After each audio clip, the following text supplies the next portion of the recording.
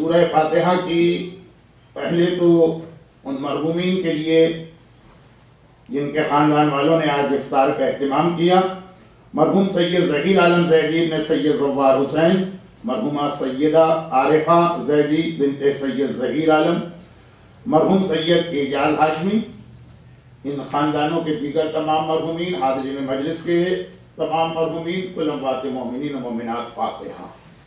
بسم اللہ الرحمن الرحیم، الحمدللہ رب العالمین الرحمن الرحیم مالک یوم الدین، ایاک نعبد و ایاک نستعین، اهدنا الصراط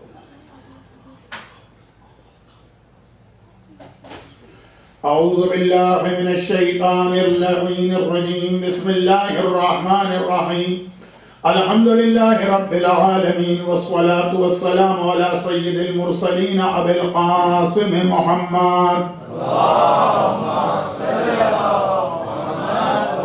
وآلہ الطیبین الطاہرین، سیما الامام المنتظر عجل اللہم تعالی له الفرج ولعنۃ اللہ علی اعدائهم اجمعین۔ اما بعد فقد قال اللہ الحکیم فی کتابہ الکریم، بسم اللہ الرحمن الرحیم، ونريد أن نمن على الذين استضعفوا في الأرض ونجعلهم أئمة ونجعلهم الوارثين۔ صلوات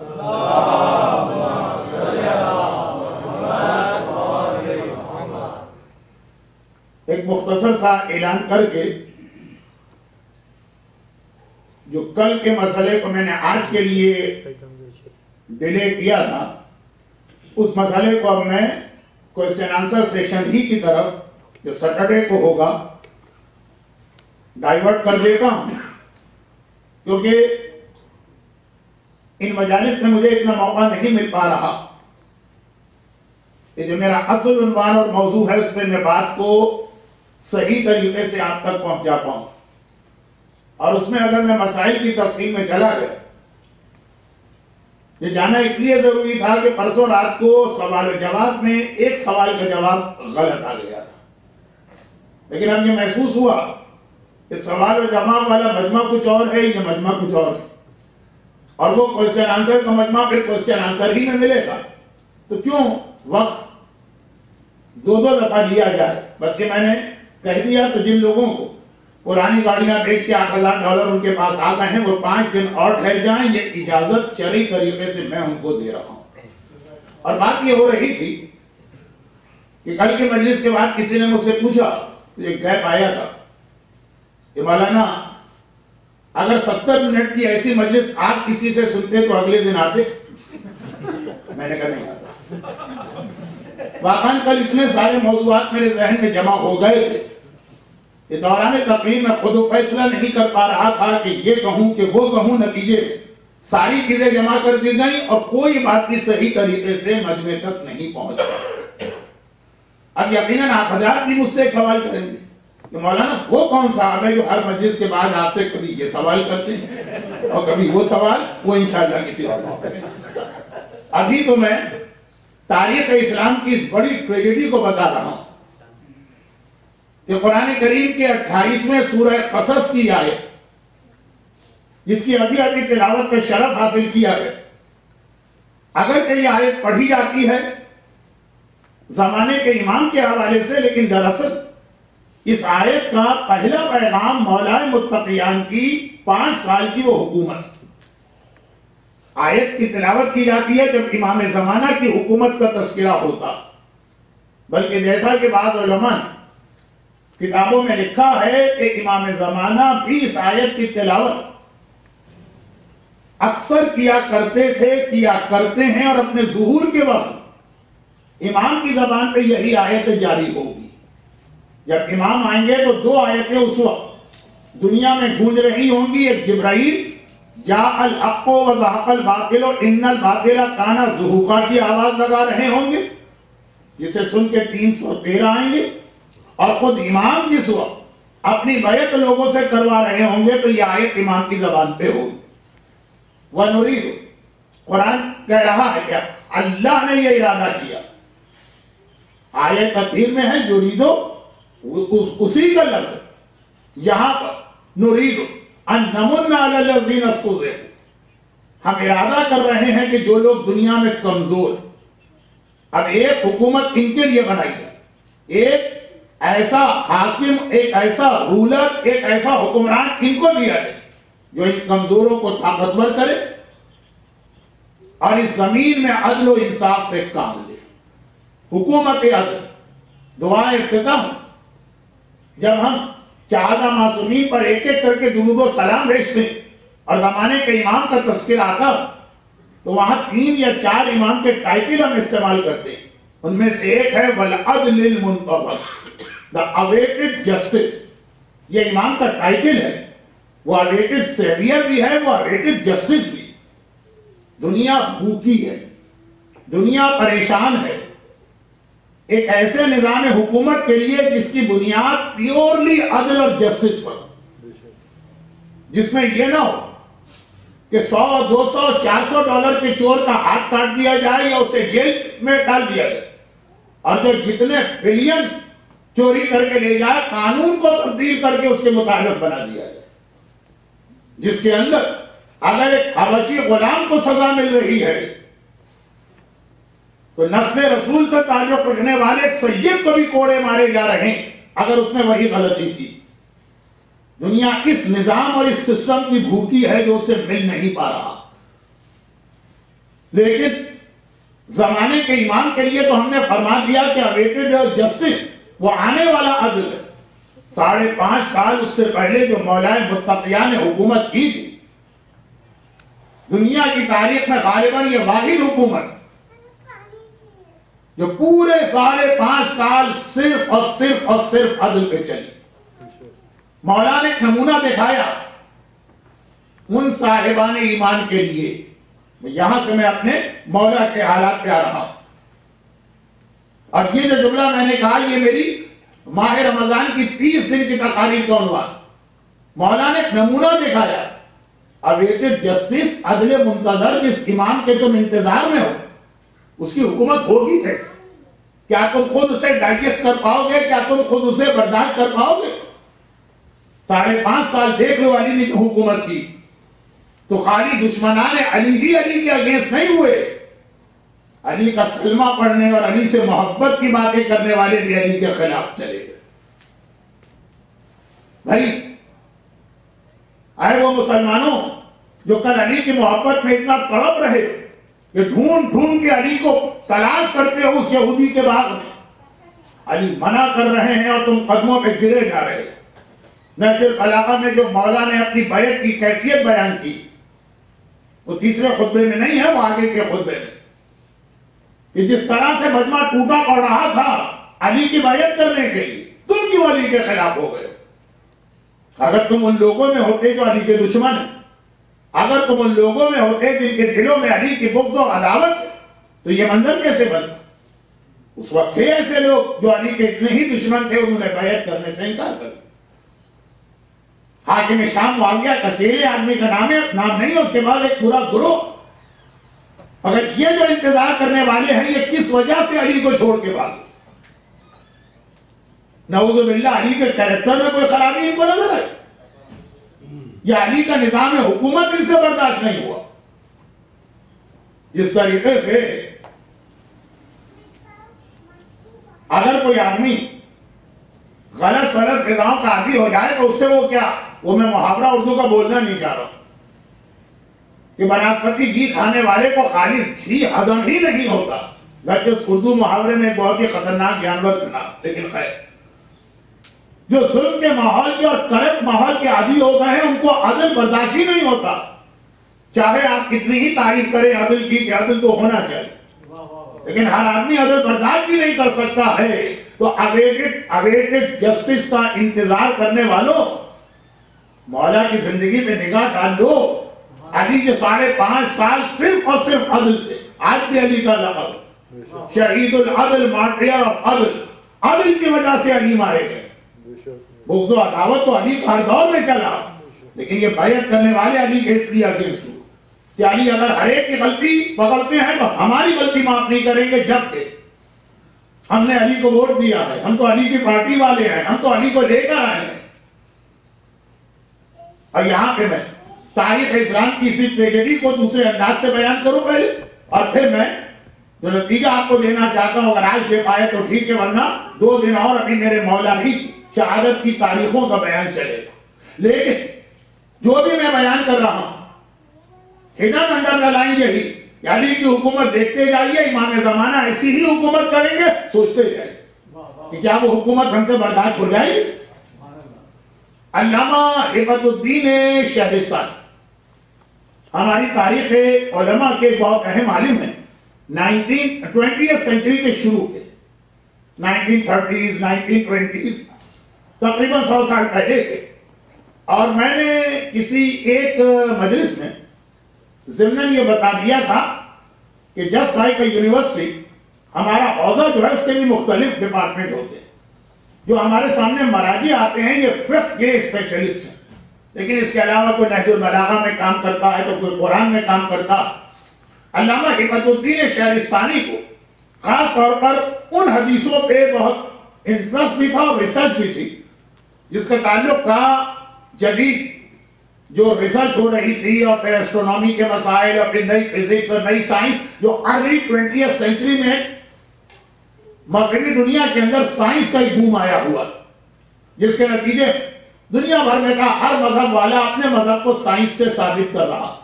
تو اسلام اور سائنس کے نام سے بھی باقاعدہ پورا سمجھ لیجئے کہ علم کا ایک الگ ڈپارٹمنٹ بنا۔ نجف کے حوزے میں یہ اسٹیٹس علامہ شہرستانی کا تھا، جو مجتہد تھے، مرجع اس وجہ سے نہیں۔ اب یہ زمانہ ارلی 20th سینچری کا یہ تھا کہ ساری دنیا کے ریسرچ اسکالر عراق آ رہے تھے، اور عراق میں اس وقت یہ بابل وغیرہ بائبلین وغیرہ جو پرانی عمارتیں وغیرہ نکلی تھی تو کھلو سا تھا۔ علامہ شہرستانی جرمن، فرینچ، لیٹن یہ 3 زبانوں کے ماہر تھے۔ انگریزی کو اس وقت تک وہ حیثیت حاصل نہیں۔ انگریزی 100 سال پہلے وہ کوئی علم کی زبان نہیں مانی جاتی، وہ بچوں کی زبان مانی جاتی تھی، نوکروں ووکروں سے بات کرنے کے لیے۔ ایکیڈمک لینگویج فرینچ تھی یا جرمن تھی یا لیٹن تھی۔ یورپ کے اندر 15th اور 16th سینچری میں جو رینیسنس آئی، اس کے نتیجے میں جرمن اور فرینچ اور لیٹن اسکالر مولا کے کلام پہ بہت ورک کیا۔ اب چونکہ آج کل سب انگریزی زبان ہو گئی تو ہمیں بھی نہیں پتا کہ اس وقت بھی برلن کی لائبریری میں مولا کی کتنی کتابیں جرمن زبان میں ترجمہ شدہ موجود، لیکن ہیں جو لوگ گئے جنہوں نے دیکھا انہوں نے باقاعدہ اس کا کیٹلاگ میں چھپا۔ تو خیر یہی لیٹن زبان بہرحال ہے تو ایک علمی زبان، اور یہی فرینچ۔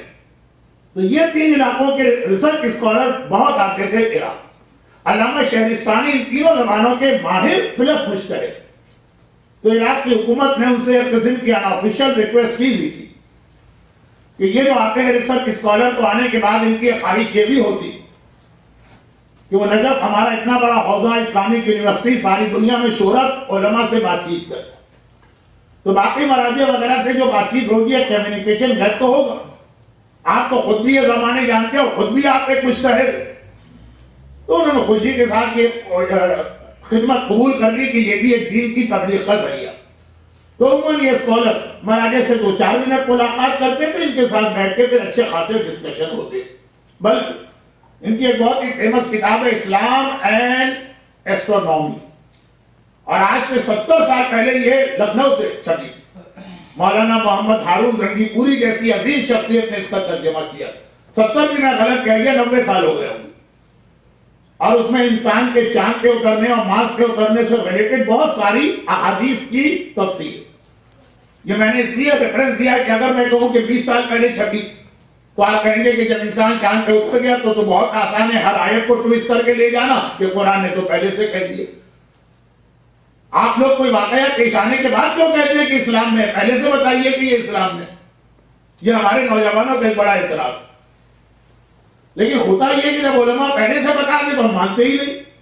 ہم مانتے ہی اس وقت ہے کہ جب سائنس تصدیق کر علماء پہلے سے بتا رہے کہ اسلام میں داڑھی واجب ہے، اس کے بہت سارے فائدے، آپ مانیں گے نہیں۔ اگر کوئی میڈیکل سائنس کا فائدہ نکل آیا، کوئی ڈاکٹر جوزف، کوئی ڈاکٹر پیٹر، کوئی ڈاکٹر اسمتھ، جس کی کوئی بات بتا دیں فائدے کی، تو آپ مانیں، اور پھر کہیں گے ہمارے علماء کہاں سوئے ہوئے تھے۔ ہم کہیں گے جی حدیث ہمارے پاس ہے، کہیں گے تو پہلے کیوں نہیں بتائی؟ پہلے اس لیے نہیں بتائی کہ جب جعفری حال میں بتا رہے تھے تو لوگ پوچھ رہے تھے مولانا ایسی مجلس سن کے آپ کو دائیں گے اگلے۔ تو خیر خلاصہ یہ ہے کہ یہ کتاب بہت اہم کتاب ہے، اسلام اینڈ ایسٹرونومی۔ اب ایک جرمن اسکالر وہ آیا نجف میں اور ان سے ملاقات کے لیے پہنچا۔ ہمارے یہاں ایک طریقہ ہے، پروٹوکول ہمارے علماء کا ہے جس کو فارسی میں کہتے ہیں دید بازدید۔ پہلے مہمان ملنے آتا ہے، پھر اگلے دن یہ آدمی مہمان کے ہوٹل میں یا گیسٹ ہاؤس میں جاتا۔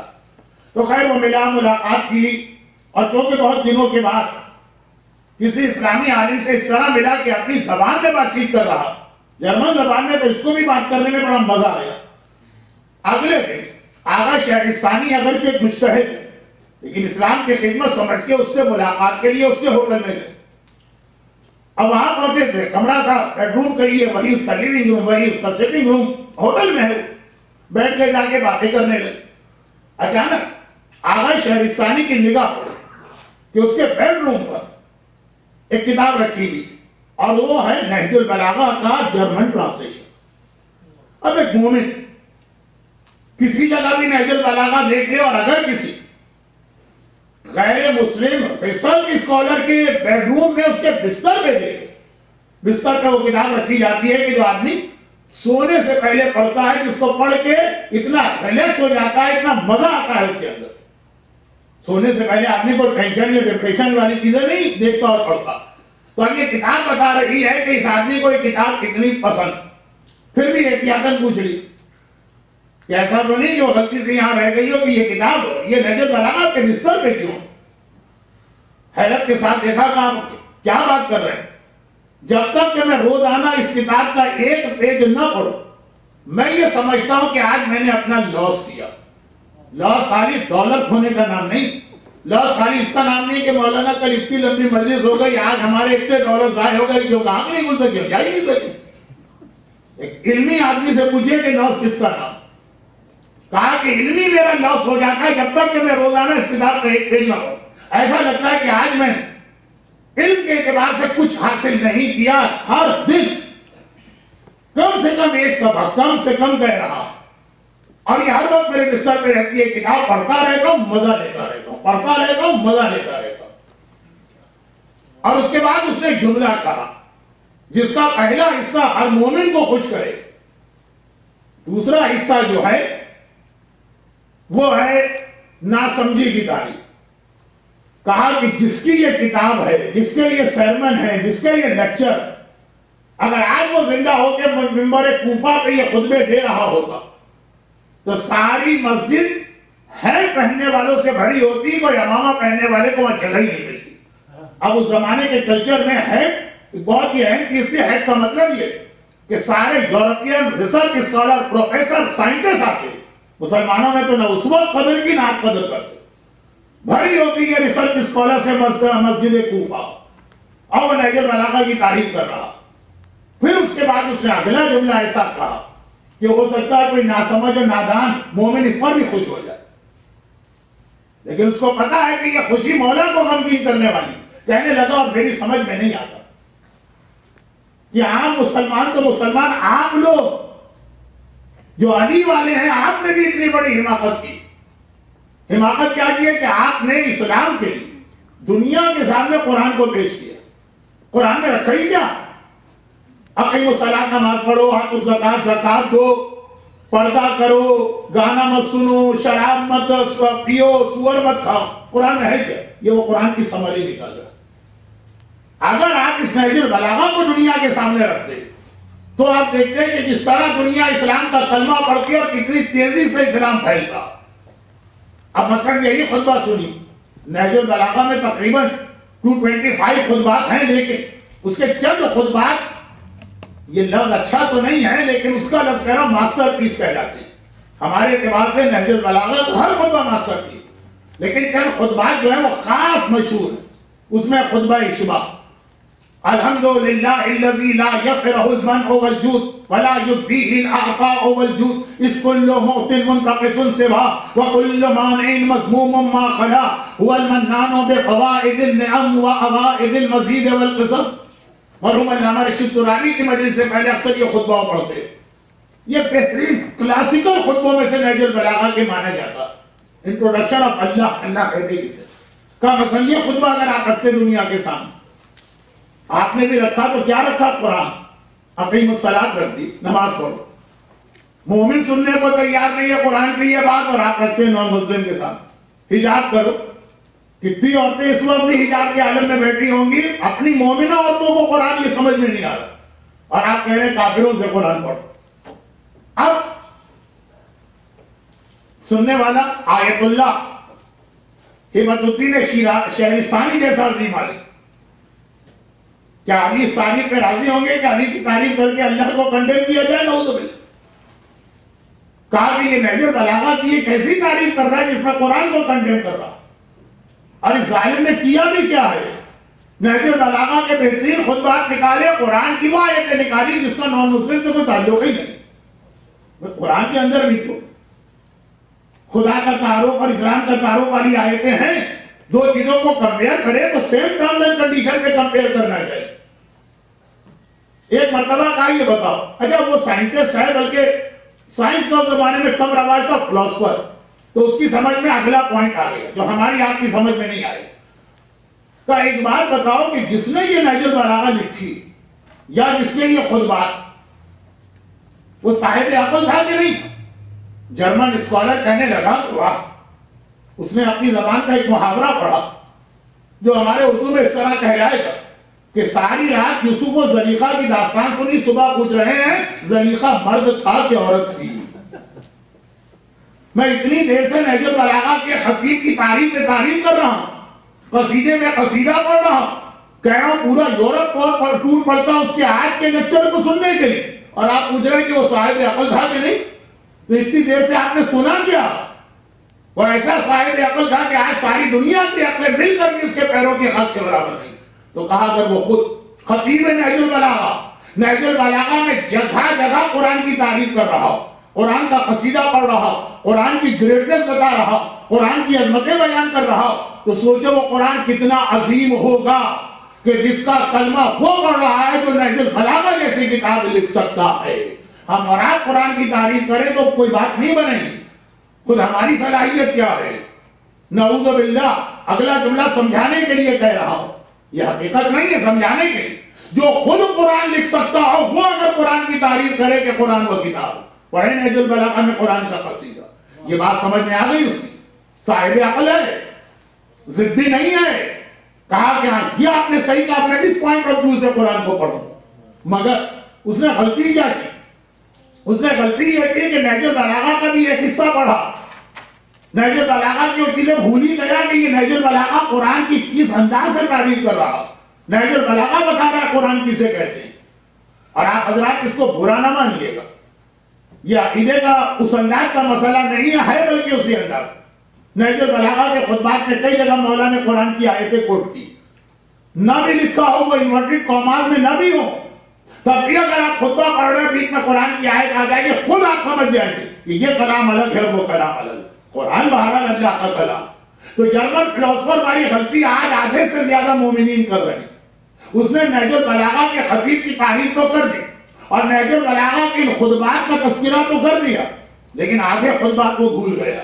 آج ہم بھی یہی کر رہے ہیں. نہج البلاغہ کے خطیب مولا کی تعریف تو ہم کر رہے ہیں، مولا کے فضائل تو ہمیں یاد آ رہے ہیں، مولا کے وہ خطبات کا کبھی تذکرہ ہوا معجزے کا کہ مولا نے بغیر نقطے کا خطبہ دیا، مجمع پھڑک اٹھا. مولا نے بغیر الف کا خطبہ دیا، مجمع پھڑک اٹھتا ہے. مولا نے ایکس ٹیمپو مسجد کوفہ میں ایسا عظیم خطبہ دیا، مجمع پھڑک اٹھتا ہے. اور مولا نے ایسا خطبہ دیا جس میں اینٹینا کی بات آئی، جس میں سائنس کے مسئلے حل کیے، جس میں فزکس کے مسئلے حل کیے، جس میں اسٹرونومی کے مسئلے حل کیے، مجمع پھڑک اٹھتا. ہاں یہ ہے میرا مولا، یہ ہے مولا کی شان. لیکن اسی مولا کا جب وہ کلام آ گیا کہ حجاب بھی واجب ہے، نماز بھی لازم ہے، اللہ کی عبادت بھی کرنا ہے، عذاب قبر کا بھی سامنا کرنا ہے. آج 21 سینچری میں شاید سب سے نان سینس بات یہ مانی جائے گی کہ عذاب قبر کا ذکر کیا جاتا. منکر و نکیر کے سوال کا جواب بھی دینا ہے. وہی نہج البلاغہ کے خطیب کی تعریف کرنے والا شیعہ جب ہم نے بتایا کہ مولانا اینٹینا کی حدیث کہی تو پھڑک کے نعرہ حیدری لگاتا.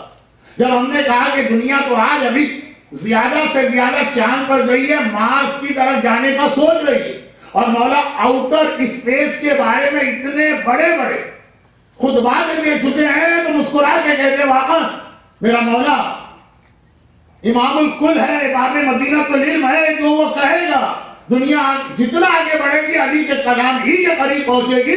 علی کے کلام میں غلطی نہیں نکال سکتی ہے، مگر اگر ان چیزوں میں علی کا کلام غلط نہیں ہے تو عذاب قبر میں کیسے غلط ہو گئے؟ نعرہ حیدری حیدری محمد وآل محمد صلوات. اگر مولا کہیں کہ تمہارے اس نظام کے آگے ایک نظام اللہ نے اور بنایا ہے جہاں بچہ بچہ ہماری معرفت رکھتا ہے اور ہمارا کلمہ پڑھتا، تو آج کا غیر مسلم مذاق اڑائے گا نا، نان مسلم ہنسے گا نا، کہے گا کہ کیا باتیں آج 21 سینچری میں بیٹھ کے کر رہے. بھئی کبھی جزیرہ خضرا کا تذکرہ آ جاتا ہے جو اسلام میں اتنا امپورٹنٹ مسئلہ نہیں ہے کہ جزیرہ ہے جہاں پہ امام کی حکومت، لیکن اس انداز سے بھی نہیں جس انداز سے بعض علماء بیان کر رہے ہیں کہ کشتی کرائے کے لیے جزیرہ خضرا چلے جہاں آپ جا سکیں وہ جزیرہ خضرا ہو ہی نہیں سکتا. جزیرہ خضرا کہتے ہی اسے جہاں کوئی نہ جا سکے وہی جائے جسے امام بلائیں، اور جسے امام بلائیں گے اس کے لیے کشتی بھی امام ہی بھیجیں گے، آپ کو ضرورت نہیں ہے. تو خلاصہ یہ کہ نہ یہ ایکسٹریم صحیح ہے نہ وہ صحیح ہے، مگر پھر بھی اگر آج ہمیں جزیرہ خضرا کی بات کریں تو بچہ کیا کہے گا کہ مولانا آپ کو پتا ہے دنیا کتنی ترقی کر گئی ہے. ہم نے تو بہت کوشش کی، گوگل سرچ میں ڈھونڈ کے تھک گئے، جزیرہ خضرا ٹائپ کیا لیکن وہ بتا کر ہی نہیں دیتا ہے کہاں پہ جزیرہ خضرا. اب آؤٹر اسپیس میں مولا کہیں نان مسلم مذاق اڑائے سمجھ میں آ جاتا، لیکن مومن تو یقین کرے گا نا. لیکن جب عذاب قبر کی بات آتی ہے مومن ٹھیک وہ جملہ کہتا ہے جو 1 گھنٹے پہلے کافر کہہ رہا تھا. 21 سینچری میں سائنس اتنی ترقی کر گئی ہے اور تم جابلقہ اور سابلقہ اور آؤٹر اسپیس اور وہاں پہ علی کا کلمہ پڑھنے کی بات کر رہے ہیں. ہمیں کیا سمجھا؟ ہم بے وقوف نہیں ہیں. یہ تم اپنے دیہاتوں میں جا کے کہنا بہار کے اور ملتان کے لہلے میں بیٹھ کے ایسی حماقت کی باتیں نہ کرنا، یہ نان مسلم کہے گا پھر بھی مان لیں گے ہم اس کی بات، وہ کہے تو صحیح بھی کہے گا، اس کا اسلام سے کیا کریں.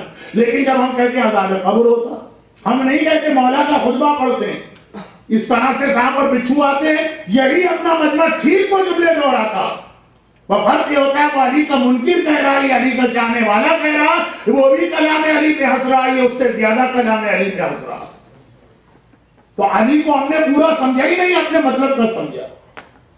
جتنے علی ہمارے فائدے کے لیے وہ ہماری سمجھ میں آ رہے. جب مولا کہیں کہ ہمارے شیعہ کسی بھی مشکلات میں گر ہمیں پکار، ہم کہیں بھی ہوں گے تمہاری مدد کو آئیں. ہم نے کہا یہ ہے میرے مولا کی شان. اور مولا نے کہا دیکھو اگر تم نے حکم خدا کی مخالفت کی تو اللہ سے پہلے ہم تمہیں سزا دیں گے. ہم نے کہا یہ علی نہیں، علی اتنے سخت ہو ہی نہیں سکتی. 27 رمضان 1429 ہجرت، اسی اہل شہر میں نے ایک واقعہ پڑھا. اتنے پکے طریقے سے تو لوگوں کو اپنی برتھ ڈے کی تاریخ بھی یاد نہیں ہوتی ہے اور اپنی شادی کی سالگرہ بھی یاد نہیں ہوتی. یہ خوشی کا موقع ہے، غمی کا موقع ہے. میں نے 2 مثالیں دی جتنے پکے طریقے سے میں نے بتائے کہ 27 رمضان 1429 ہجرت اسی شہر اہلے میں. ہو سکتا ہے کہ آپ زیادہ امریکن اسٹائل کے آدمی ہو تو اورنج کاؤنٹی میں امامیہ ہال میں میں نے ایک روایت پڑھی. 2 سال نہیں ہوئے لیکن دنیا کے 2 بڑے امام باڑوں میں مجھ پر اس روایت کی وجہ سے بین لگ چکا. یہ نہیں پڑھ سکتے جب تک کہ ہم زندہ ہیں. کمیٹی والوں کا یہ کہنا 2 سال ہو. میں دونوں دفعہ پڑھی روایت، ایک جگہ بین لگا دوسری جگہ پھر روایت میں ایک واقعہ، اور اس واقعے میں مین اعتراض وہی آدھا علی کو سمجھا اور آدھا نہیں سمجھا. اب آدھا مجمع بھی وہ سنا ہوا ہے واقعہ ایسا دلچسپ ہے کہ ایک بار کوئی سن لے گا تو بھول نہیں سکتا. ریپیٹ کرنے میں وہ واقعات ریپیٹ کرنے میں آسانی ہے، جو آدمی سنتا ہے بھولتا ہے، سنتا ہے بھولتا. یہ دلچسپ واقعہ ہے، لوگ بھولے نہیں ہوں. آگے مجمع نے نہیں سنا، میں تو یہ واقعات سنانے کے موڈ میں ہی نہیں. 2 دفعہ تو بینڈ لگ ہی چکا، خیر تیسری دفعہ یہاں تو نہیں لگے گا مجھے یقین. لیکن خیر واقعہ بڑا لمبا ہے اس لیے نہیں سنانا چاہتا، لیکن بہت مختصر کر دوں. آغا بہبہانی ہماری تاریخ شیعت کے عظیم ترین مراجع میں سے. یعنی میں جملہ یہ کہہ دوں کہ اگر کبھی آپ کا دل اس جانب متوجہ ہو کہ نماز شب میں خالی اپنے گھر والوں کے علاوہ کسی اور کا بھی تو ذکر کرو، اور علماء کا نام لینے کا آپ کا موڈ ہو جائے تو آقا بہانی کا نام ضرور لیا جائے کہ جو احسانات ہے تشیع، ان میں سے ایک احسان یہ بھی ہے کہ اتنا بڑا احسان کیا اور کوئی ان کو یاد ہی نہیں رکھتا۔ علامہ مجلسی لوگوں کو یاد ہے، کلینی محمد ابن یعقوب کلینی یاد ہے، یہ بڑے بڑے نام ہیں، علامہ ہلی یاد ہے، علامہ بہانی کا رول ان سے کم نہیں ہے، کسی کو پتہ ہی نہیں۔ بہت بڑے عالم، میں نے یہ 3-4 ناموں کے ساتھ ان کا ذکر صرف یہ سمجھانے کے لیے کیا کہ کسی معمولی عالم کی بات نہیں ہے۔ مرجع کا لفظ بھی آقا بہانی کے سامنے چھوٹا پڑ جاتا۔ استاد المراجع، استاد الفقہاء، ان کا ایک واقعہ ہے کہ جب وہ اجتہاد کی تعلیم مکمل کر کے اتنے بڑے عالم بن گئے تھے کہ اس زمانے کے سب سے بڑے مرجع تھے، ان کو خود بھی نہیں پتا تھا کہ میں اتنا بڑا، اور نہ قوم کو معلوم تھا کہ چھوٹے سے گاؤں بہبہان میں نماز پڑھاتے۔ واقعہ نہیں دوہرا رہا ہوں، مجھے معلوم ہے جن کا سنا ہوا ان کو کتنی کوفت ہو رہی ہوگی۔ مولانا ہم سے تو وہ اچھے رہے جو اس وقت گھر میں سو رہے ہیں، ہم تو پھر بھی آئے تھے تو سننے کے لیے، مختصر کر کے آخری جملے پہ لے جا کے اس ملاؤں گا اس جرمن اسکالرز۔ آقا بہبانی ایک ایسا حادثہ پیش آیا ان کے ساتھ کہ بہبہان چھوڑ کے یہ کربلا گئے، ہجرت کی انہوں نے پناہ کی تلاش۔ اب کربلا تو اس زمانے میں ہمارا مرکز تھا، اس زمانے میں نجف حوضہ نہیں تھا۔ نجف یقیناً شیخ توسی نے حوضہ بنایا، لیکن 1000 سال 2 یا 3 مرتبہ ایک شارٹ پیریڈ کے لیے حوضہ نجف سے باہر منتقل ہوا۔ ایک بار کربلا گیا ہے، ایک بار سامرہ گیا ہے، وہ تمباکو والا جو فتوہ آیا تھا، اور ایک بار ہلا گیا۔ لیکن بہرحال جس وقت کی بات ہے اس وقت حوضہ نجف نہیں تھا، کربلا تھا۔ ایک سے ایک بڑے بڑے علماء موجود، اور وہاں ایک بالکل نیا اجنبی نون آدمی آیا۔ چنانچہ کربلا کے باہر ایک چھوٹے سے گاؤں میں ان کو چھوٹی سی مسجد میں نماز کا موقع ملا۔ ان کے اسٹیٹس کو دیکھیے کہ مسجد نہ چھوٹی ہوتی ہے نہ بڑی ہوتی ہے، سب اللہ کے گھر، لیکن یہ باتیں میں کہہ رہا ہوں نسبتی اعتبار سے۔ اور وہاں انہوں نے طریقہ اختیار کیا کہ نماز کے بعد ایک حدیث پڑھتے، ایک بار ایک حدیث پڑھ دی۔ لوگوں نے حدیث سننے کے بعد اتنا بھی انتظار نہ کیا کہ ذرا اس کی وضاحت کرے۔ حدیث یہ پڑھ دی کہ دیکھو جو میرا رمضان کے پہلے ویک کا ٹاپک تھا، رمضان کے پہلے ویک کا ٹاپک تھا اللہ پہ بھروسہ رکھو۔ اگر دعا کرتے ہو دعا قبول نہیں ہو رہی، سمجھو ضرور اس میں فائدہ۔ اگر امام زمانہ کو بلاتے امام نہیں آ رہے، سمجھ لو نہ آنے میں کوئی فائدہ۔ یہ میرا رمضان کے فرسٹ ویک کا سبجیکٹ یہی تھا، اور وہاں میں نے جملہ کہا تھا کہ آگے چل کر اس کی ایک تفصیل بھی آئے گی۔ اس میں یہ واقعہ بھی سمجھ لیجئے جو میں بہت شارٹ کر کے پڑھ رہا ہوں۔ آقا بہبانی نے چھٹے امام کی ایک حدیث پڑھی کہ مومن کی ذمہ داری ہے صبح دوپہر شام رات ہر وقت اپنے امام کے لیے تڑپے اور ان کے ظہور کی دعا کرتا ہے، لیکن اگر اس کے بعد بھی ظہور نہ ہو تو یہ سمجھ کر مطمئن ہو کے بیٹھے کہ امام کا ظہور نہ کرنا شاید یہ میرے حق میں بہتر، میرے حق میں یہ بہتر ہے کہ امام نہیں آ رہے۔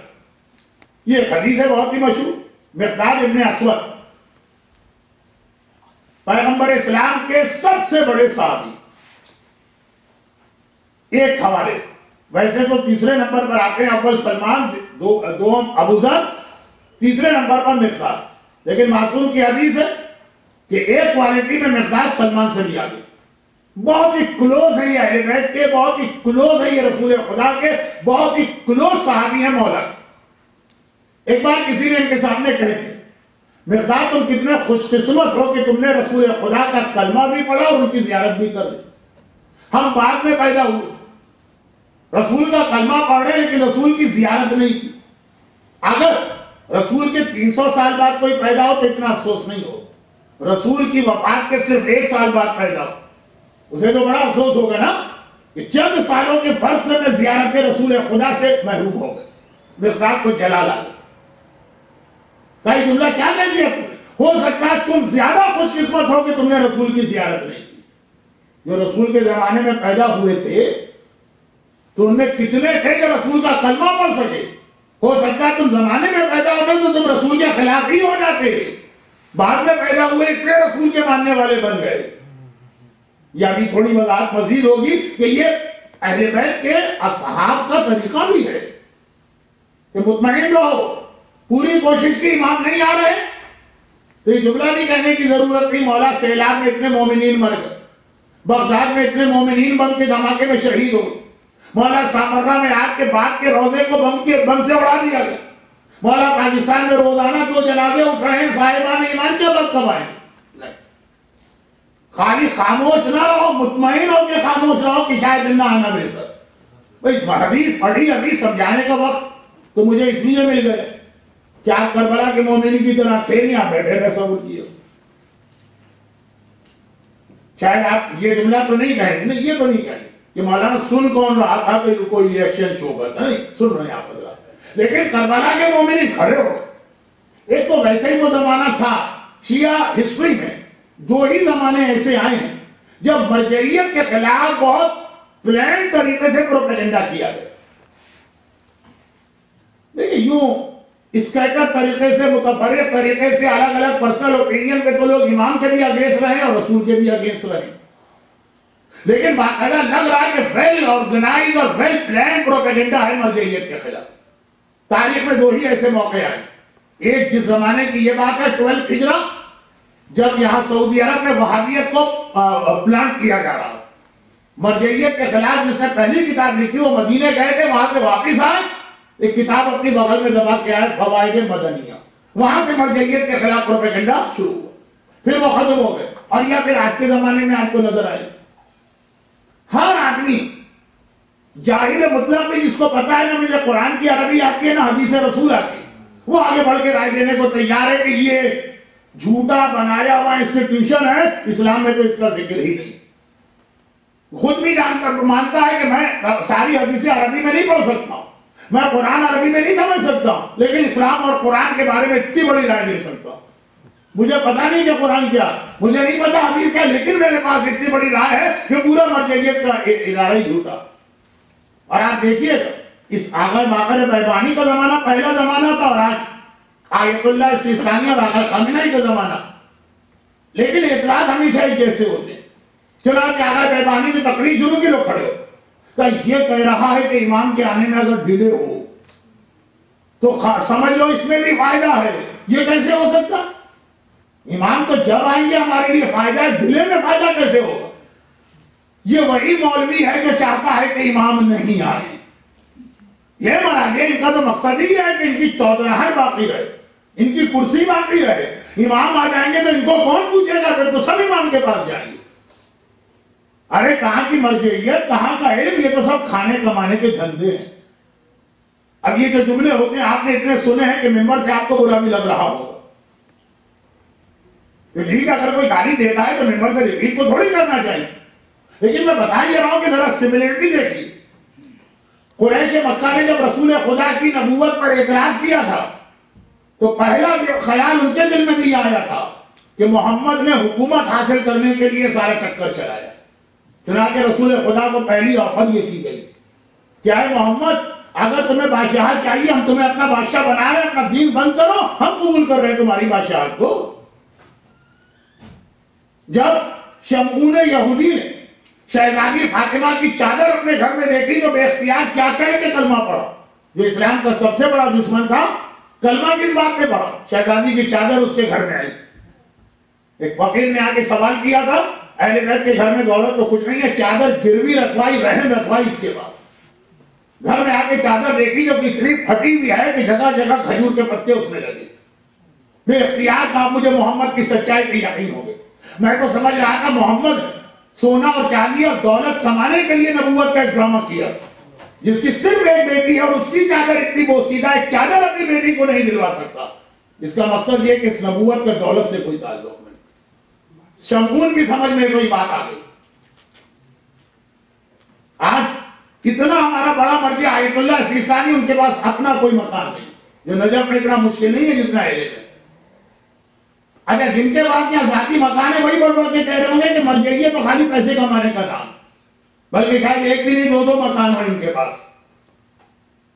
آج جب ایک بہت پرانا 10 سال پرانا واقعہ بہت مشہور ہے، لیکن کہ کسی سے اتنی بحث ہو گئی، اس نے کہا کہ مجھے اتنی بڑی سیلری چاہیے، تو آغا سیستانی کو مجبوراً اپنی آبا کھول کے اپنا کرتا دکھانا پڑا کہ جو جگہ جگہ سے پھٹا ہوا، پبلک کے سامنے نہیں، وہ آبا کے اندر چھپا ہوا، لیکن ہر دور میں اعتراض ایک ہی ہوتا، اور یہی چیز بڑی بدتمیزی کے ساتھ کھلے مجمع میں یزید نے کہہ دی لعبت بنی ہاشم بالملک فلا وحی جاء ولا ملک نزل۔ ارے کہاں کی نبوت و امامت؟ بنی ہاشم کو اقتدار حاصل کرنا تھا، ڈھونگ رچایا، ڈرامہ کیا، نہ تو کوئی فرشتہ آیا نہ کوئی وحی نازل ہوئی، بالکل سیم وہی اس لیے چلی جا رہی۔ کہاں کی مرجعیت، کہاں کا نائب امام، کہاں کا جا رہا ہے، ان کو پیسہ چاہیے اس لیے کہہ دیا مرجعیت ایک چیز ہوتی۔ یہی آغا بہمانی کے زمانے میں پروپیگنڈا سے پبلک کھڑی ہو، اگر امام آ جائے تو پھر ان کو خمس کون دے گا، اس لیے یہ چاہتے کہ امام آئیں، اگر امام آ جائے تو ان کے پاس مسئلے پوچھنے کون جائے گا، اس لیے جاتے امام آئیں۔ یہ سارا مولویوں کا ایک بنایا ہوا ڈھونگ، پورا مولویوں کا بنایا ہوا ایک انسٹیٹیوشن، بھئی یہ کہہ کے مجمع کھڑا ہو گیا، غصے کے عالم میں ان کو نکال دیا۔ میں بیچ کی ساری ڈیٹیل کو ڈیلیٹ کر رہا ہوں، ورنہ تو واقعہ 40 منٹ کا ہوگا۔ اور جیسا میں نے ابھی کہا کہ انہوں نے حدیث پڑھی مجمع کے سامنے، نکال دیے گئے مسجد سے، میں نے واقعہ پڑھا تو 2 امام بارگاہوں سے میں بھی نکال دیا، لیکن مجلس وغیرہ ختم ہو گئی، زیارت وغیرہ پڑھی، اس کے بعد بیٹھ کے چلے گئے، پھر نکالے گئے۔ تو اب یہ آقا بہبانی اپنے گھر، آدھی رات کو مسجد کا ٹرسٹی آ کے ان کے چہرے پہ تھوکتا، اور جس مسلح پہ یہ نماز پڑھا رہے تھے 2 سال سے ان کے منہ پہ پھینکتا کہ ہم نے ساری مسجد اس سے بڑی مشکل سے پانی ڈال کے بات کی، تم جیسا نجس اس میں 2 سال رہا، پتہ نہیں اس دیوار کو ہاتھ لگایا، پتہ نہیں اس دیوار کو ہاتھ لگایا، پتہ نہیں کارپیٹ میں یہاں چھوا، پتہ نہیں یہاں بیٹھے۔ مسلح تو اتنا گندا ہو گیا تمہاری نماز سے کہ ہمیں کربلا میں کوئی جگہ ہی نہیں ملی جہاں اسے پھینکے، تم ہی اپنے پاس رکھو۔ ہماری 2 سال کی نمازیں ضائع کی، فجر کے قریب یہی آدمی آتا۔ لیکن میں کتنا ڈیٹیل کو ڈیلیٹ کر رہا ہوں۔ 27 رمضان 1429 ہجرہ کے مومنین کمپلین نہ کریں۔ ہاں انٹرنیٹ پہ بھی کئی بار میں نے پڑھا، لیکن خلاصہ یہ کہ فجر کے قریب یہی دوبارہ آئے، پیر پکڑ کے معافی مانگتا ہے، روکا جاتا ہے کہ مجھ سے بڑی غلطی ہو، جو آپ نے حدیث پڑھی تھی اب میری سمجھ میں آئی۔ کیسے سمجھ میں آئی؟ کہا کہ میں آپ کے چہرے پہ تھوک کر اپنے گھر گئے، بہت تھکا ہوا تھا، تھوڑا آرام کرنے کے لیے دیوار کے سہارے بیٹھا، سونا نہیں ہے مجھے ساری رات نمازوں کی قضا پڑھنا، قضا جتنے جلدی ہو جائے اچھا ہے۔ اور بعض مجتہدین تو کہتے ہیں کہ نماز کے قضا واجب فوری ہے، تھوڑا سا بیٹھا کہ ذرا سانس لے لو، آنکھ لگ گئی، خواب میں دیکھا امام آ گئے، میں امام کو سلام کرنے گئے، امام نے اس سے کہا واپس جاؤ، یہ کپڑے جو تم پہن کر آئے یہ حرام کے کپڑے ہیں، اس میں میرے پاس نہ۔ میں دوڑا گیا کپڑے، اور امام نے بتایا حرام کیوں ہے کہ کھلا آدمی کہا کہ اس کو دے کے پھر امام کے پاس آئے، سلام کیا، امام نے کہا جو گاڑی جس پہ تم بیٹھ کر آئے، جو تمہاری بی ایم ڈبلیو یا مرسیڈیز یا ہونڈا یا ٹویوٹا جو بھی گاڑی ہو، یہ بھی حرام کی ہے، تمہارے باپ سے ملی ہے نا، تمہارے باپ نے کھلا آدمی کو فراڈ کر کے گھوڑا خریدا، جاؤ اس کو واپس کر دیا، واپس کر کے پھر تو پیدل آنا پڑا نا، بھاگا چلا آ رہا ہوں۔ خواب میں ٹائم پیریڈ اتنا نہیں ہوتا کہ آپ کے مولانا 5 منٹ میں وہ کیسے اتنی دور گیا اور اتنی دور آ گیا، اتنے ایسے عقلی اعتراض مجھ پہ نہ کیجیے، ان چیزوں میں واقعی میں بڑا بیوقوف ہوں۔ تو خیر کہہ کر میں گیا اور آ گیا، خواب دیکھ رہا ہوں، آیا امام نے کہا تمہارا گھر حرام کا، یہ تمہارے دادا کی طرف سے ملا تھا، تمہارے باپ نے قبضہ کر کے تمہارے چچا اور تایا دونوں کو نکال دیا، حق ان کا، نکلو گھر سے باہر اور جا کے یہ ان کو لوٹا کے آؤ۔ یہ نہیں کہ مولا کل کر دوں گا، قرضے کی ادائیگی واجب فوری ہوتی ہے، مال حرام آپ کے پاس آ جائے اس کو ریٹرن کرنا واجب فوری ہے، فطرہ واجب ہو جائے اس کو پہنچانا واجب فوری ہے، خمس واجب ہو جائے اس کو پہنچانا واجب فوری ہے، کسی وجہ سے ڈیلے ہو رہی ہے تو اجازت لینا پڑتی ہے۔ تو خیر جاؤ، مکان سے اپنے سارے گھر والوں کو نکال کے آیا، اور کہاں اس کو دوسرا مکان کہاں کرائے پہ لے جاؤں رات کے 12 بجے، درخت کے نیچے بٹھا دی۔ امام آئے اور کہا کہ تمہاری بیوی تمہاری بہن ہے، خبردار آج کے بعد اسے بیوی نہ سمجھنا، اس کے والدین کے گھر پہنچا۔ وہ بہن کیسے کہا، بچپنے میں جس عورت کا اس نے دودھ پیا، اس سے کچھ سال پہلے جب تم بچے تھے تم نے بھی اسی کا دودھ پیا، جاؤ بہن ہے اس کو واپس کر کے آؤ، چنانچہ واپس کر کے آئے۔ امام نے تلوار دی اور کہا اپنے بیٹے کی گردن کاٹو اور پھر آئے۔ ارے بھائی مولا بیٹے کا کیا قصور؟ کہا وہ بیٹھ کر وہاں، آج کی بات نہیں، اس سے پہلے اسلام کے خلاف ایسی سازشوں میں حصہ لیتا ہے کہ وہ واجب القتل ہو جاتا۔ انقلاب ایران کے بعد ہمارے کتنے علماء نے اپنے جوان بیٹوں کو اپنے ہاتھ سے شوٹ کیا تھا، اس لیے کہ انہوں نے ایسی سازش کی تھی کہ واجب القتل ہو۔ واجب القتل ہو گئے تھے، پہلا اس پر عمل خود وہ مستحق کر رہا ہوں. میں اس وقت ان علماء کے نام نہیں لینا چاہتا، لیکن یہ قربانیاں دی ہیں. کہہ دیا جاتا ہے کہ مولوی لوگ دوسرے کے بچے کو مروا کے خود میدان سے ہٹ جاتے ہیں. یہ وہ مولوی ہیں کہ جو ایسوں کو ماننے والے جو خود میدان سے بھاگ جاتے تھے، جو حیدر کرار کے ماننے والے ہیں. کس مثالیں آپ کو ملیں گی. بیٹے کو راہ خدا میں قربان کر دینا یہ بھی ایک بڑی چیز، لیکن بیٹے کو اس لیے قتل کر دینا کہ شرم و واجب القتل ہو گیا، باپ اپنے جوان بیٹے کو اپنے ہاتھ سے مارے. پہلے نقصان میں کم از کم یہ اطمینان تو ہے بیٹا شہید ہوا ہے. اگر یہ والا امتحان بھی ہمارے علماء نے دیا، تب آپ سے کہتے ہیں $100 میں $20 دی. اور 500 سال پہلے کے علماء نے نہیں، 20 سال پہلے کے علماء نے. میں بہت بات کو پھیلا کے بیٹھ گیا ہوں. اللہ کرے آج کوئی نہ پوچھے کہ مولانا ایسی مجلس سننے آپ کل آئیں گے، آج نہ پوچھیے گا. تو خلاصہ یہ ہے، بیٹے کو قتل کرو. کہہ رہا اب میرا ٹیمپر لوز ہو. میں نے کہا اے شخص تو نے آ کے کہا تھا تو زمانے کا امام. ایسا ہوتا ہے زمانے کا امام؟ کپڑے وہ اتروائے، مکان وہ چھینے، گاڑی وہ چھینے، بیوی وہ چھینے، بیٹا وہ قتل کرو. ایسا امام ہم کو نہیں چاہیے. ہم ایسے امام کا تو انتظار بھی نہیں کر رہے. اور میری آنکھ کھلی. اگلا جملہ اس میں امام سے نہیں کہو، ایک دوسرے سے ہم کہیں ابے ہمیں تو ایسا امام چاہیے جو ہمیں دولت دے، جو ہمیں خزانے دے، جو ہم چلے تو زمین سونا اگلے، یہاں کوئی پرابلم نہ رہے ہمارے لیے. یہ والے امام کا تو ہمیں انتظار ہے نہیں، جو کپڑے ہمارے اتارے، گاڑی ہماری چھینے، مکان ہمارا چھینے، بیویاں ہماری چھینے، بچے ہمارے قتل کر. اس سے بات کری اچھے. وہ یہی امام نے کہا، چھٹے امام نے، کہ کتنے مومن آج کل زیادہ اچھے ہیں، عقیدہ بھی ان کا محفوظ ہے، زندگی بھی گزر رہی ہے. اب اس پر پابندی کیوں لگی میرے اوپر؟ 2 جگہ پہ پابندی اس بات پر لگی کہ مولانا جو ہے وہ توہین اہل بیت کر رہے ہیں. رحمت للعالمین کا بیٹا کیا ایسا ہو سکتا ہے کہ آنے کے بعد کپڑے اتروائے اور مکان چھینے اور بیٹے قتل کروائے اور بیویوں کو واپس کروائے؟ توہین اہل بیت کے حوالے سے بات ہوئی کہ یہ کوئی ایجنٹ ہے جو اہل بیت کے رتبے کو کم کر رہے. یعنی اس کے اندر ایک بات تو واضح ہوئی کہ عام مجمع بھی یہی سمجھ رہا کہ یہ والا امام ہم کو چاہیے ہی نہیں جو مولانا کے بتائے ہوئے کام کرے گا. نعوذ باللہ، میں آرڈر نہیں دے رہا ہوں، یعنی میں تو خالی رپورٹ کر رہا ہوں. واقعی ہمیں تو وہ امام چاہیے جو ہمیں ہر چیز کی کھلی چھوٹ دے گا، جو ابھی تھوڑی بہت پابندیاں آپ پر وہ بھی اٹھا لے گا. اس کا مطلب یہ کہ عام لوگوں کے ذہن میں بھی امامت کا یہی کنسپٹ. اور پھر اگلے دن میں نے ایک بہت چھوٹی سی بات کہی. اس واقعے کا اپنی جگہ کوئی میسج ہوگا، لیکن 19 رمضان میں مولا کی شہادت کی تاریخ سے کیا ربط؟ پہلا جرمن اسکالر کا واقعہ تو سمجھ میں آ گیا مولا کا، اس میں مولا کا تو نام بھی نہیں آ گیا نا. دیکھیے آپ 2 جگہ تو بینڈ لگا، تیسری جگہ تو آ گئے. ہم مولانا ہم آپ کی عزت کرتے، احترام کرتے، آپ غلط بات تو نہیں کہیں گے، سمجھ میں نہیں آ رہا ہے کب بیٹھ. یہ تو ساری باتیں وہ ہیں کہ جو کتابوں میں ہے کہ امام یہ کرے. ارے بہت آسان سی بات ہے. علی کی 5 سال کی خلافت ایک نمونہ اسی بات کا تھا کہ تم جس آنے والے امام کا انتظار کر رہے پہلے سمجھ تو لو اس کی حکومت کیا ہو. یہ تو کتابوں میں ہے کہ ایسا امام کریں گے، ہو سکتا ہے نہ بھی کرے، تبدیلی تو آ سکتی ہے نا احکامات میں. لیکن جو مولا کر چکے ہیں ہسٹری کو تو آپ چینج نہیں کر سکتے. نہج بلاغہ کا خطبہ نمبر 15 پڑھیے، 4 لائنیں ہیں خالی. میں آپ کو ہوم ورک بھی کوئی بہت لمبا چوڑا بڑا سا نہیں دے رہا. 15 نمبر کا خطبہ. مولا سے کہا گیا مولا یہ خلیفہ بننے کے بعد آپ نے وہ سارے کام شروع کر دیے جو بہت بڑی پولیٹیکل مسٹیک ہے. ابھی اپنی حکومت اسٹیبلش تو ہو جانے دیجیے.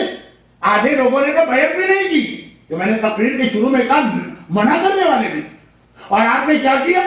آپ نے کیا اس کی جائیداد چھینی، یہ حرام طریقے سے آئی. اس کا مکان چھینا، اس کا باغ چھینا، یہ پیسہ واپس لیا. مولا آپ کے اقدامات کی وجہ سے مسلمان آپ کے خلاف ہو رہے ہیں. خطبہ نمبر 15 مولا یہ سارے کام کر چکے. اس کے جواب میں مولا نے کہا کہ علی کی حکومت عدل. اگر مجھے پتا چلے کہ کوئی حرام پیسہ کسی نے شادی کر کے اپنی بیوی کو مہر میں دے دیا، وہ مہر بھی میں چھین کے واپس لاؤں گا. کہ یہ پیسہ حرام کا ہے، جس عورت کو ملا اس کا قصور نہیں ہے، لیکن اس کے پاس رہ نہیں سکتا. اور اگر مجھے پتا چلے کسی حرام پیسے کو دکاندار کو پیمنٹ کر کے اس سے غلام خرید لیا، میں دکاندار سے یہ پیسہ چھین کے لاؤں گا.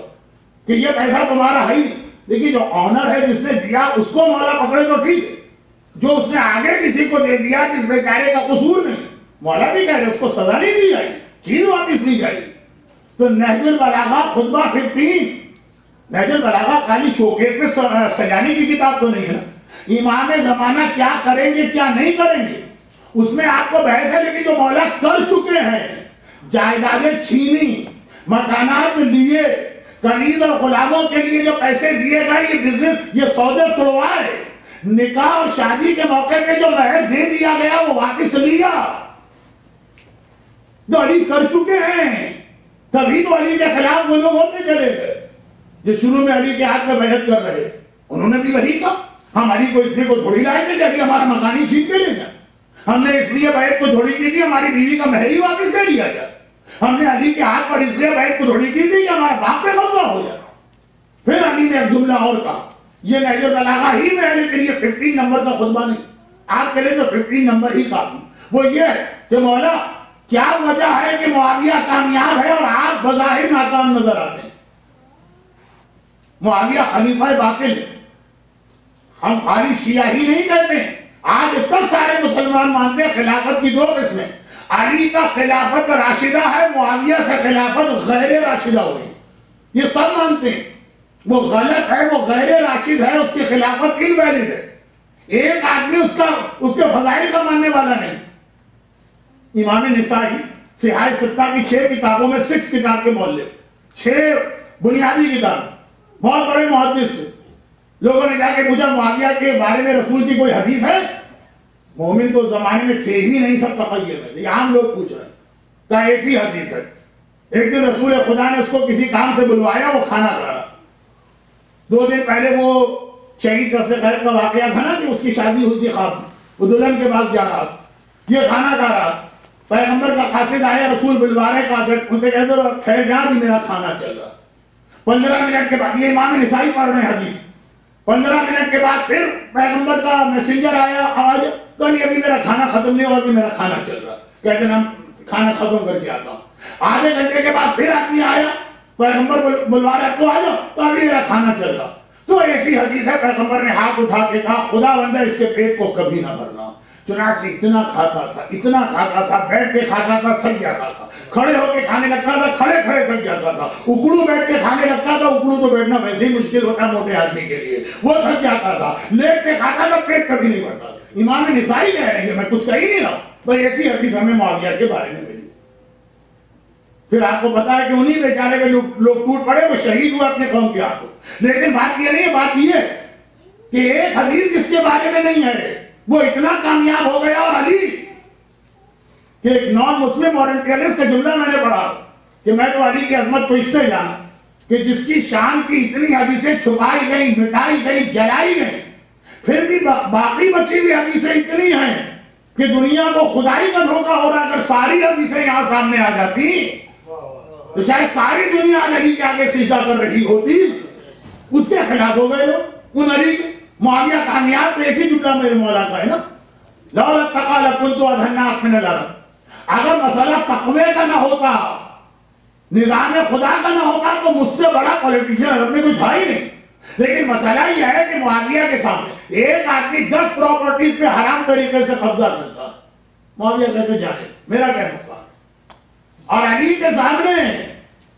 اگر عورت کا مہر بھی حرام طریقے سے گیا تو علی اس کو بھی چھین کے لا، سامنے تو چھوڑیے جو علی سے پہلے ہو چکے ہیں معاملات، مولا پہلے والے معاملات کو ابھی ٹچ نہ کر، مولا نے کہا پھر میری اور معاویہ کی حکومت میں فرق ہی کیا رہے گا۔ تو امام زمانہ پر صرف اس لیے کہ میں نے ان کا سسٹم پڑھ دیا، 2 جگہ مجھ پر پابندی لگی، بڑی مشہور امام بارگاہ ہے، لیکن وہ اس لیے کہ مولا ایسا نہیں کر سکتے، تو جو مولا ایسا کر چکے ان کے بارے میں کیا خیال؟ یا تو آپ کہیے کہ میرا ان کو بھی مولا نہیں مان رہے، یہ اختیار تو ہمارا ہے نا، جس کو چاہے امام بنا دے، جس کو چاہے امامت سے نکال دے، اور جب علی ایسا کر چکے ہیں تو امام بھی یہی کریں گے، اسی لیے میں نے کل ایک جملہ کہا اسی پہ بات ختم ہو رہی، اور وہ بات یہ کہ علی کی 5.5 سال کی حکومت، میں پوری 63 سال کی زندگی کی بات نہیں کر رہا ہوں، خالی 5.5 سال، یہ ایک نمونہ ہے امام زمانہ کی حکومت کا کہ دیکھو جس طرح ان کے دادا نے حکومت کی ہے امام اسی طرح حکومت کرے گا. اگر تم یہ دادا والی حکومت برداشت کرنے کے قابل بن گئے ہو تو امام کو ابھی بلاؤ, اور اگر ابھی ایسے قابل نہیں بنے تو اپنے آپ کو پہلے ایسا بناؤ اور پھر زمانے کے امام کو بلاؤ. دیکھو کیوں نہیں آتے امام. نعرہ حیدری حیدری حیدری. 2 رمضان کا جملہ آج مکمل, اور وہ یہ ہے کہ امام فرماتے ہیں میں غائب دشمنوں کی وجہ سے نہیں ہوں, تمہاری وجہ سے ہوں. یعنی ابھی تم اس قابل نہیں ہوئے کہ تم میری حکومت کو برداشت کرو. دوسروں کو تو میں کیا بتاؤں, پہلے تم ہی اس قابل نہیں ہوئے, اور قابل نہیں ہوئے کا مطلب آپ کی انسلٹ نہیں. یہ والا جو موضوع تھا جو کل مکمل ہوگا, یہ بتانا کہ اپنے آپ کو ایسا بنانا پڑتا. ابھی ہم امام زمانہ کی حکومت کے قانون برداشت کیا کریں, سن نہیں سکتے. خالی میں نے مجلس میں پڑھا تھا, یہ نہیں کہا تھا کہ آپ میں سے ہر ایک گھر جائے اپنی بیوی کو وہاں چھوڑ کے آئے, بچے کو وہاں مار کے آئے. خالی واقعہ پڑھا تھا کہ ایسا ہوگا تو لوگ برداشت نہیں کر سکے. تو اس بس یہ ہے ہمارا غیبت میں سب سے بڑا ٹاسک. غیبت امام میں ہماری سب سے بڑی ذمہ داری کیا, اپنے آپ کو ویسا بناؤ کہ اگر امام زمانہ آ جائے تو ہم ویسے ہوں, اور اگر کسی ٹائم مشین میں رکھ کر ہمیں علی کے زمانے میں بھیج دیا جائے تو ہم علی کی حکومت برداشت کر سکیں. اور وہ جو آپ نے تھوڑا آج سنا کچھ باتیں کرو گی, لیکن بات ماننا ہے تو علی کو پورا ماننا. آدھا نہیں چلے گا کہ مولا سائنس میں تو آپ سے بڑا کوئی نہیں ہے, داڑھی کے مسئلے پہ ہم کو شک ہے کہ اس کی کوئی دلیل سمجھ میں نہیں آتی. مولا فلکیات کے مسئلے میں آپ سے بڑا کوئی ہے نہیں, آپ آسمانوں کی بات زیادہ جانتے ہیں. قبر کے بارے میں ہمیں یقین نہیں کہ کوئی عذاب ہوگا کہ نہیں. وہ تو آپ نے بھی کہہ دیا کہ میں کو آسمان کو زمین سے زیادہ جانتا ہوں. تو مولا قبر میں تو ہمارا ویڈیو کیمرہ 91 میں جب میں آیا تھا اسی سال کا واقعہ, بہت منکر و نکیر پڑھتا تھا, بہت فشار قبر پڑھتا تھا, بہت عذاب قبر پڑھتا تھا. 2 نوجوانوں نے کہا فلاں آدمی کا انتقال ہو, ہم نے قبر میں ویڈیو کیمرہ لگایا, 3 دن ہو گئے, ریکارڈنگ میں نہ کوئی منکر ہے, نہ کوئی نکیر ہے, نہ کوئی فشار قبر ہے, نہ کوئی قبر کی دیوار. مولا اس میں ہمارا ویڈیو کیمرہ آپ سے زیادہ اچھا گوا, وہ ہم اس سے کام چلا لیں گے, آپ تو ہمیں آسمان کی بات بتائی. نعوذ باللہ مومن کبھی کہے. اور ایک آخری گزارش کر دوں اور بات ختم. آپ کہیں گے کتنی مرتبہ آخری بات کہیں گے, آخری بات نہیں کہہ رہا, آخری گزارش. جیسے یہاں فنڈ رائزنگ تھا تو ایک دن پہلے میں نے کہا تھا, گزارش تھی نا, کہ اپنے ساتھ اپنے کریڈٹ کارڈ یا اپنے ویلیٹ یا اپنے چیک بک وہ سب لے کر آئیے تاکہ ہم وقت پہ ٹٹولنا نہ پڑے. وہ مولانا بہت اچھا اعلان ہے, کچھ ہے نہیں ہمارے پاس. تو کل جو مجلس میں آنے والیاں ہیں اور جو ان کے گھر کے مرد ایک ایک چادریں اپنے ساتھ ضرور لے کر آئیں, چاہے امام باڑے کے دروازے کے باہر تک ان کے لیے مشکل ہے, لیکن امام باڑے میں آ کے چادر ضرور پہنے. یہ بھی 2 دن پہلے کی مجلس سے ایک ربط ملا رہا ہوں, اس لیے کہ کل کی مجلس علی کی شہادت کی مجلس, اور یقین کامل ہے مجھے کہ کل کی مجلس میں ان خواتین کے درمیان شہزادی فاطمہ بھی آ کے بیٹھیں گی اور شہزادی زینب کبریٰ بھی آ کے بیٹھیں گی. تو جیسے یہ شہزادی فاطمہ اور زینب کے سامنے جانا چاہتی ہیں جس لباس میں, وہی لباس کل لے کر آ. ایسا نہ ہو کہ میں کل کے مجلس کے شروع میں پڑھوں اور اب آپ پریشان ہو کہ اس وقت کہاں سے چادر ملے. خیر ہماری قوم پریشان ہونے والی قوم ہے نہیں, تو میں نے ایسے ہی کہہ دیا. کربلا جاتی ہیں آپ تو انتہائی بے پردہ عورتیں بھی حرم میں داخل ہوتی ہیں, چادر پہننی پڑتی ہے کہ نہیں. نجف میں جاتی ہیں, چادر اوڑھنی پڑتی ہے کہ نہیں. زینبیہ میں جاتی ہیں, کتنی ہی بے پردہ وہاں چادر اوڑھنی پڑتی ہے نا. حکم خدا نہ سمجھیے, سائن آف ریسپیکٹ سمجھیے, شہزادی کی ریسپیکٹ کرنا.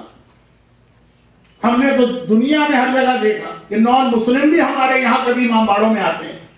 کوئی لیڈی میئر ہے نان مسلم میں, کسی وجہ سے آئی تو سر پہ اس نے کسکاس تو ضرور ہی ڈال دیا. اتنا احترام وہ لوگ کر رہے ہیں, اور اتنا احترام علی کی کنیزیں علی کا نہ کریں, اور گھر کے مرد کل یاد دلائیں. بیگم تم نے پرس کے اندر چابی تو رکھ لی ہے, موبائل تو رکھ دیا ہے, تو ساتھ میں یہ بھی گزرے کہ بیگم تم نے چادر رکھ لی. کل شہزادی زینب اور شہزادی فاطمہ کے سامنے ان کو بیٹھنا. اور کیوں بیٹھنا؟ اس لیے کہ کل علی کے اس دنیا سے جانے کا دن آ رہا. اور علی اس دنیا سے ظاہری اعتبار سے کیوں گئے؟ ویسے تو موت سے کوئی نہیں بچے, اپنی عدالت کی وجہ سے. علی کے ہر چیز مجمع کے لیے قابل قبول ہے, علی کی عدالت برداشت نہیں ہو رہی, علی کا نظام عدالت برداشت نہیں ہو رہا, علی کا نظام حکومت برداشت نہیں ہو رہا. نتیجہ یہ ہوا کہ ابن ملجم سر پہ وہ تلوار لگائی کہ جس تلوار میں باقی پورے 11 امام جمع ہو گئے. علی ابو الائمہ، تمام ائمہ کے باپ جتنے امام بعد میں آئے، یا تو وہ زہر سے شہید ہوئے ہیں اور یا سر کے زخم سے. حسین کے سر پہ تلوار کا زخم لگا، امام زمانہ کے سر پہ پتھر کا زخم لگے گا. یا سر کا زخم ہے یا زہر. آج 19واں روزہ افطار ہوا، 20ویں رات شروع. حسن مجتبیٰ جیسے یہ سورج ڈوبا نماز پڑھ کے سیدھا طبیب کو لے گیا اور کہا کہ بابا کی حالت دیکھو. طبیب نے باپ کی حالت دیکھی. ایک مرتبہ کہا آقا حسن 24 گھنٹے سے زیادہ آپ کے بابا بچتے نظر نہیں آ رہے. حسن مجتبیٰ گھبرا کے کہتے ہیں کہ اے طبیب، اگر کہنا بھی ہے تو آہستہ کہے، کیا تجھے نہیں پتا پردے کے پیچھے میری بہن زینب کھڑی ہے؟ زینب یہاں پردے کے پیچھے کھڑی باپ کی حالت دیکھ رہی ہے. یہی زینب کربلا میں خیمے کا در تھام کر اپنے بھیا حسین کی کیفیت دیکھ رہی. لیکن زینب نے جملہ سن لیا، زینب کا ماتم بڑھا. آقا حسن تو طبیب کو لے کے باہر گئے. کسی نے دیکھا کہ ابن ملجم بڑا مطمئن نظر آ رہا. کہا ابن ملجم مطمئن ہونے کی ضرورت نہیں ہے، طبیب آ کے بتا گیا میرا مولا ٹھیک ہو جائے گا. تو 2 جملے کہتا.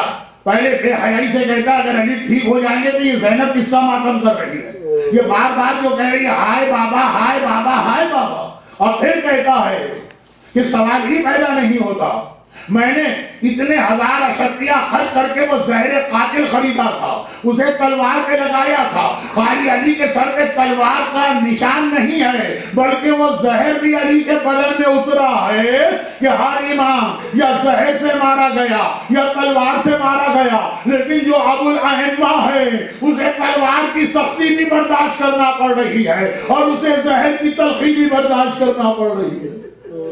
اور زہر نے علی کو کتنا کمزور کیا یہ کل سنیے گا. یہ تو بس یہ سنیے، حسن طبیب کو لے کے گئے اور ادھر ام کلثوم باپ پلٹ کے کلثوم ہی کے گھر آیا. آج باپ کے لیے افطار لے کے آتی ہے اور آج باپ کے افطار میں دودھ کا پیالہ بھی رکھا ہے. علی نے دودھ کا پیالہ دیکھا، کہا کلثوم بیٹی کل رات کو تجھ سے کہا تھا تیرے باپ نے دسترخوان پر 2 نعمتیں جمع نہیں کی ہیں، دودھ کا پیالہ آج بھی اٹھا کے لے جا. کل بیٹی نے باپ کی بات فوراً مانی تھی، آج بیٹی تڑپ کے کہتی ہے بابا کل میں نے آپ کی بات مانی، آج آپ کو کلثوم کے حق کا واسطہ، آج آپ میری بات مانیے اور یہ دودھ اپنی غذا کے طور پہ استعمال کیجئے. لیکن میرے مولا نے جب بیٹی سے سنا بابا آپ کو کلثوم کے حق کا واسطہ آج دودھ کا پیالہ استعمال کرنا ہوگا، اب بیٹی نے اپنے حق کا واسطہ دیا، تب بھی ایک جملہ کہا کلثوم بیٹی پھر بھی میری ایک شرط ہے، پہلے یہی غذا ابن ملجم کو پہنچائی جائے پھر علی یہ دودھ کا پیالہ استعمال کرے گا. اللہ اللہ، اس ابن ملجم کو دودھ بھجوایا جا رہا کہ اسی کے جانے اور ماننے والے ہیں. کربلا میں حسین اصغر کا ننھا سا جسم لے کے کھڑے ہیں، ارے اس بچے کی ماں کا دودھ سوکھ چکا ہے ظالموں میں سے کوئی جو ایک قطرہ آب اس بچے کو دے دے. جس کے بابا نے اپنے قاتل کو دودھ کا پیالہ بھجوایا، اسی حسین کا بیٹا، اسی علی کا پوتا میدان کربلا میں ایسا پیاسا کہ سوکھے ہونٹوں پر سوکھی زبان پھیر رہا اور دودھ تو بہت دور کی چیز ہے، پانی کا قطرہ بھی نہ ملا. ہاں ملا مگر ہرملا کا 3 بھال کا تیر ملا مگر ایسا تیر ملا کہ گلے کو ایک سرے سے دوسرے سرے تک چھید گیا. اور یہ بات تو تھی افطار کی، اب وقت آ گیا آدھی رات کا. یہاں بھی آدھی رات ہو رہی ہے، وہاں بھی آدھی رات ہو رہی تھی. زینب نے دیکھا، کلثوم نے دیکھا بابا کو نیند نہیں آ رہی ہے، ہمارا بابا بڑا بے چین ہے. کروٹیں بدل رہا ہے، کبھی دائیں کروٹ کبھی بائیں کروٹ، بہنیں بے چین ہو کے بستر کے قریب آ گئی، بابا خیریت تو ہے؟ کیا درد بہت بڑھ گیا؟ ارے باپ بے چین ہو، بیٹی کو نیند کیسے آئے؟ بابا آپ کی زینب پوچھتی ہے، بابا آپ کی کلثوم پوچھتی ہے کیا درد بہت بڑھ گیا؟ کیا تکلیف برداشت نہیں ہو رہی؟ مولا نے عجیب جملہ کہا، بیٹیاں پوچھ رہی ہیں بابا آپ بے چین ہیں، کیا تکلیف بہت زیادہ ہے؟ اور علی کہتے ہیں زینب ذرا حسن کو بلوانا۔ امام حسن آئے، ہاتھ جوڑے، بابا کیا بات ہے؟ ایک بار میرا مولا کہہ رہا ہے میرے کان میں ابن ملجم کے کررانے کی آواز آ رہی ہے، ایسا لگ رہا ہے تم نے اسے رسیوں سے ذرا سختی سے باندھا ہے، جب تک کہ اس کی رسیاں ڈھیلی نہ کی جائیں گی، جب تک کہ ابن ملجم کو آرام نہیں ملے گا تمہارے بابا کو آرام نہیں مل سکتا۔ ابن ملجم کو امام حسن نے تو گرفتار بھی نہ کیا تھا، شیعہ نے کوفہ گرفتار کر کے لائے تھے اور رسیوں سے باندھا تھا۔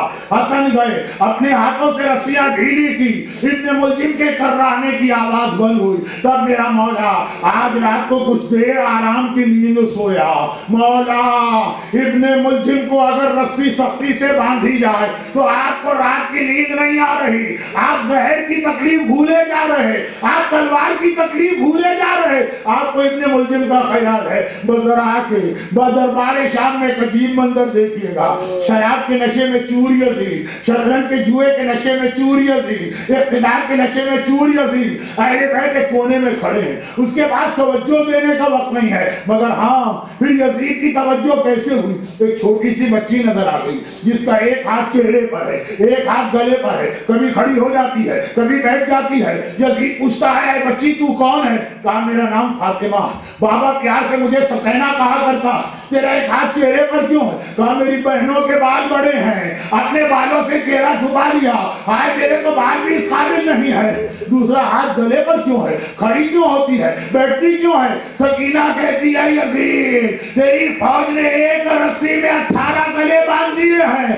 جب میں کھڑی ہوتی ہوں میرا گلا گھٹنے لگتا ہے، میں بیٹھ جاتی ہوں میرا بھیا سجاد کا گلا گھٹنے لگتا ہے۔ آقا آج کوفے میں ابن ملجم کی رسیاں ڈھیلی کرانے والے ذرا دربار شام میں آ کے دیکھیے، آپ کی زینب، آپ کی کلثوم، آپ کا سجاد، آپ کی سکینہ، آپ کا امام باقر ایک رسی میں سب کے گلے بندے ہیں اور کوئی ظالم رسی ڈھیلی کرنے والا نہیں۔ ہاں بطور مذاق ایک جملہ ضرور کہتا ہے یزید کہتا اچھا تو حسین کی سکینہ ہے، میں نے سنا ہے تیرا بابا تجھ سے بڑی محبت کرتا ہے، میں تو جب جانوں جب تیرا باپ تیرے پاس آ جائے یہ کہہ کر تخت کے نیچے سے تشت نکالا، حسین کا کٹا حفصہ ہے، سکینہ آگے بڑھنا چاہتی ہے۔ یزید کہتا اس طرح سے محبت پتہ نہیں چلے گی، اپنی جگہ کھڑی رہے، حسین تیرے پاس آئے، بس یہ سننا تھا۔